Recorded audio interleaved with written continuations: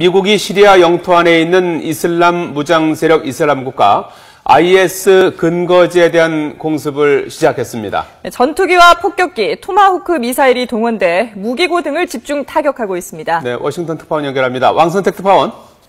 네, 왕선택입니다. 예. 자, 공습이 어느 정도 진행되고 언제부터 시작됐습니까?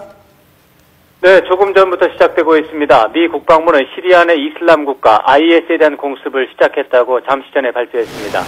미 국방부는 미군과 동맹국이 함께 공습이 진행되고 있다면서 이번 공습에 전투기, 폭격기, 그리고 토마호크 미사일 등을 동원했다고 전했습니다.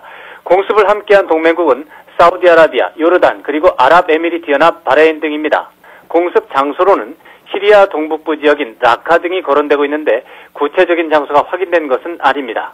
미국의 이번 시리아 공습은 지난 10일 버락 오바마 미국 대통령이 테러 집단인 IS 세력을 근절하기 위해 시리아 공습을 주저하지 않겠다고 말한 데 따른 것입니다. 미국은 이라크 북부 지역에 이어서 시리아까지 공습을 진행하면서 이라크 전쟁이 종료된 지 2년여 만에 중동에서 사실상 새로운 전쟁을 수행하게 됐습니다. 미국은 2011년 12월 이라크 전쟁 종료를 선언하고 병력을 이라크에서 완전 철수한 바 있습니다. 네, 미국이 이렇게 공습에 나서게 된 이유는 뭡니까? 네, IS는 9.11 테러를 일으킨 알카에다 이라크 지부에서 출발한 조직으로 지난 6월부터 이라크 안에서 급속하게 세력을 확장한 바 있습니다. 결국 국가 수립까지 선포하면서 이라크 북부와 시리아 지역을 중심으로 이교도 등을 대상으로 잔혹한 만행을 감행하기 시작했습니다. 최근에는 미국인 2명과 영국인 1명을 잔혹하게 살해하는 장면을 동영상으로 공개하면서 국제사회를 상대로 공포감을 조성하는 전략을 펴기도 했습니다. 미국인 참수 동영상 이후 미국에서는 시리아 지역 반군 세력에 대해서도 군사적 대응을 확대하라는 목소리가 커졌고 결국 오바마 대통령이 공습 결정을 발표하게 됐습니다. 미국은 그렇지만 지상군을 파견하지 않겠다는 방침이어서 IS 축출이 실제로 가능한지에 대해서는 회의론이 적지 않습니다. 미국 정부에서는 지상작전의 경우 이라크 정부군이나 쿠르드 정부군, 시리아 내 온건파 반군이 맡게 될 것이라고 말하고 있지만 실제로 효과적으로 작전을 수행할 수 있을지에 대해서는 의문이 제기되고 있습니다. 자, 왕선택 기자, 미국은 최근에 며칠 사이에 이 공습 시점이 좀 늦춰질 것을 시사하지 않았습니까?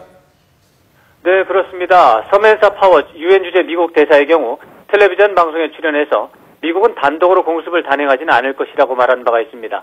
지상작전의 경우에는 이라크와 쿠르드, 시리아 내 온건파 반군 세력이 담당할 것이라고 말한 바 있습니다. 마틴 댐시 합참의장은 기자회견에서 시리아 문제는 기본적으로 아랍과 이슬람권에서 전쟁의 전면에 나서야 한다면서 그러지 않으면 해결이 될 수 없다고 말했습니다. 댐시 합참의장은 또 의회 청문회에서는 지상작전을 담당할 시리아 온건파 반군 5,000명을 앞으로 1년 동안 훈련시켜서 작전에 투입시키겠다고 말한 바 있습니다. 오바마 행정부 고위 참모들의 발언은 이슬람 반군 세력과의 전쟁에서 미국이 제한적인 역할을 수행한다는 점과 지상작전의 경우는 현지 협력 세력이 해야 한다는 점, 그리고 본격적인 공습은 이런 지상작전의 문제 등이 해결된 이후에 진행된다는 것을 시사한 것으로 풀이됐습니다.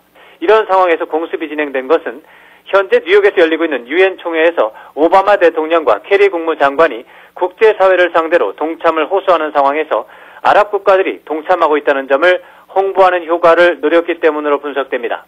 미 국방부는 공습이 현재 진행되고 있다는 이유로 공습 규모와 성과에 대해서 구체적으로 설명하지는 않고 있습니다. 지금까지 워싱턴에서 YTN 왕선택입니다.